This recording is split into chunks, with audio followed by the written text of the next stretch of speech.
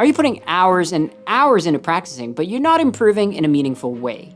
And when you do find a little bit of lap time, you can't figure out why, nor can you repeat it. Well, you, my friend, are plateauing, and all you need is a little bit of guidance.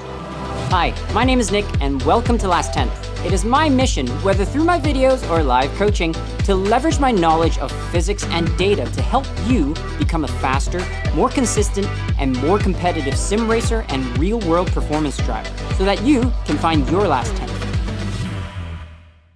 Let me paint you a picture. You jump on a sim to practice the car and track combo you will be racing this week. You spend some time learning the track, but after a bit, you begin to push and try to go faster. Driving around, repeating laps as practice. You improve a bit, but quickly get to a point where you're not really going any faster, even though you're really off pace.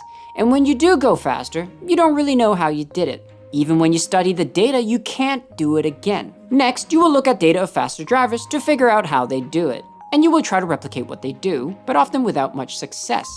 How is it they can brake so late? And now you're frustrated and confused because you've always done it this way and you've always managed to improve. So why isn't it working anymore? Does that sound familiar? If it does, this is my theory on what's happening. When you practice, do you have set goals aside from going faster? Most people don't. And the trouble with that is you're not actually improving any technique. What you're doing is aimlessly driving around lap after lap without specifically improving anything. Eventually, you'll randomly do something that made you faster, but because you weren't practicing anything specific, you won't know what that is. And so you go look at the data and see what you did differently. Sometimes you won't be able to find the difference, but when you do, you go back and try to do it.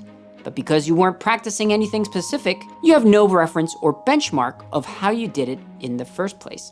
So you don't really know what to change to do it better. And this process used to work because in the beginning, newer drivers will have so many flaws, it's very easy to randomly stumble upon something that made them faster. They will try to repeat it again, and eventually they'll figure it out. Or the more acute ones will review their own data to see exactly what they did so they can replicate it. And the mistakes will be so big that it's very easy to make an improvement from, even though if the improvement is not perfect. As the driver gets more and more advanced, he or she will become more and more consistent. Mistakes are less common, and when they happen, they are smaller. The chance that you accidentally drive a faster line or have better timing in your inputs becomes less and less. And when you do, it's harder to identify and even harder to replicate. Because your mistakes are small, it's very easy to overcorrect, which makes you think you're not making a mistake to begin with because when you tried correcting it, you didn't get any results. Let's take an example. Let's say a driver is driving around and around, and in one of the laps, he accidentally brakes earlier. That led to a chain reaction through the corner that allowed him to be faster. Because he wasn't trying to brake earlier, he didn't know what he did that made him faster. So he continued trying to do things in that corner to see if he could do it again. If he was lucky, he might brake earlier again and connect the dots. But if not, he would have to go look at his data. And let's say that this driver compares the data and finds that he braked earlier. So he just needs to go back and brake earlier, right? Easy peasy. But there's a problem. Earlier than what? The fact that he randomly braked earlier and got faster, and that he didn't notice that he braked earlier, means his brake point is not consistent. And he might not even have a brake marker. If that's the case, how is he going to brake earlier if he doesn't really know when he normally brakes? And let's just say he goes and tries to brake earlier anyway. His mistake may be so small that he needed to brake 2 meters earlier, but not having the technique to be precise, he brakes 5 meters earlier, which made him slower. Now he's confused because he thought earlier braking is the ticket to a faster lap, but he tried braking earlier and he ended up slower. This driver is going to plateau. So what's the solution? Purposeful practice. If that same driver, instead of trying to lower his lap times, was trying to improve his braking, the first thing he would need to do is to decide where to start braking and how hard at a corner. So let's say he brakes at the 150 meter board at 80% brake.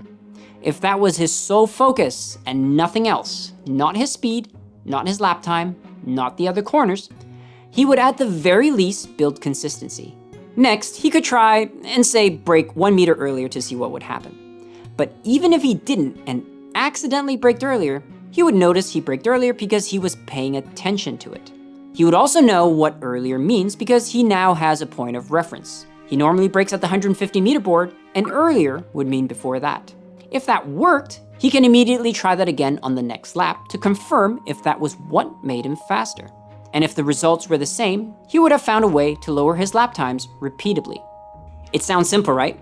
And in reality, it kind of is. You need to practice with purpose. Your practice needs to be intentional. You need to focus on one thing you want to improve and on one thing only. And work on that until you improve it consistently. And if you don't know what that one thing is, ask for help, like getting a coach, a good coach. You need to focus on improving technique and not driving around trying to go faster. Just think about practice for any sport: soccer, cricket, golf, tennis. What's the first thing you do after warm-up in practice? Well, I'll tell you what they don't do. They don't jump straight into a soccer match or play 18 holes. They do drills and exercises. So if you're in driving practice, why would you go straight into pushing your limits and driving fast laps? You need to practice with the outcome of improving a particular thing that you're doing. It could be looking ahead, smooth braking release, heel toe, or any other building block of a good driver. So how do you figure out which technique you need to work on? Well, most of you already know what technique you need the most improvement on. Even if it's not the one that needs the most improvement, it's still better than driving around aimlessly. But if you want to work on something that will benefit you the most, you can always ask drivers you respect to assess your driving, or hire a coach to identify all your problem areas. A good coach will put you on a program that prioritizes things that hurt your lap times and consistency the most, and have you work on them first with exercises that target that technique. The next step is, how do you practice? Obviously, depending on the technique, practice is going to be different. But in the way I coach, they all have one thing in common, and that is speed and lap times don't matter. What you're trying to do is rewire your brain to do things the correct way.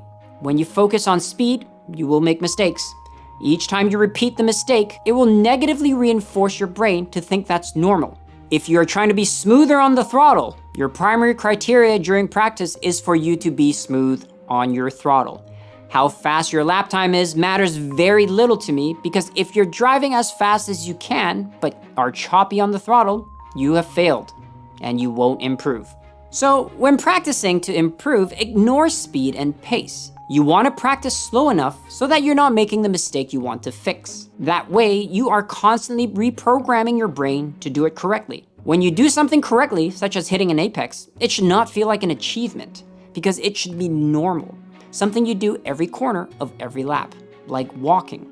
But when you miss an apex, that should stick out in your mind, because that's not normal and needs to be addressed, like tripping. If you're noticing when you're walking, but don't realize when you're tripping, it's going to be very difficult for you to improve. So there you have it. The way to break through your plateau is intentional practice with purpose. Set goals, focus on technique, and focus on achieving those goals, and cast speed aside. To be efficient with your progress and not spin your wheels, this is how you can do it. If you found this useful, share it with your fellow drivers and sim racers. There are many more videos just like this that may help you. And if you have any questions on this or any other topics, please let me know in the comments below, or shoot me a message on my Discord server by visiting discord.lasttenth.com from your browser. Until then, practice with purpose, and I'll see you next time.